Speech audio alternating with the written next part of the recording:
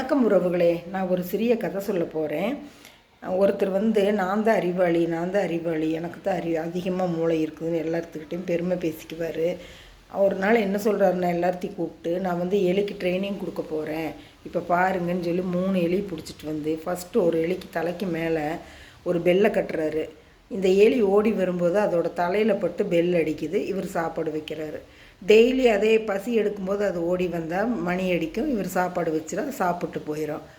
அப்போ எல்லாத்துக்கிட்டையும் கூப்பிட்டுட்டு என்னன்னு சொன்னாராம்மா, பார்த்தீங்களா நான் எப்படி ட்ரைனிங் கொடுத்து வச்சுக்கிறேன், எலி பசிச்சா பெல் அடிக்கும், நான் சாப்பாடு வைப்பேன், அது சாப்பிட்டு போயிடும்.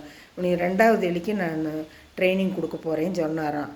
அந்த 2வது எலி பிடிச்சிட்டு வைக்கும்போது அந்த எலி முதல் எலிக்கிட்ட கேட்டுச்சான், இவன் சாப்பாடு போடுவானா, நல்லா நம்மளுக்கு வயிறார சாப்பாடு போடுவானான்னு.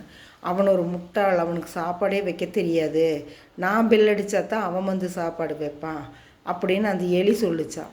நம்மளை விட அறிவாளிகள் அதிகமாக இருக்கிறாங்கன்னு நம்ம யோசிக்காமல் நம்ம தான் அறிவாளின்னு சொல்லி பெருமை பேசக்கூடாது. அடுத்தவங்கள மதித்து பழகணும். பிடிச்சிருந்தால் லைக் பண்ணுங்கள், ஷேர் பண்ணுங்கள், சப்ஸ்கிரைப் பண்ணுங்கள். அம்மாவின் சேனலுக்கு அதிகமாக சப்ஸ்கிரைப் பண்ணுங்கள். தேங்க்யூ.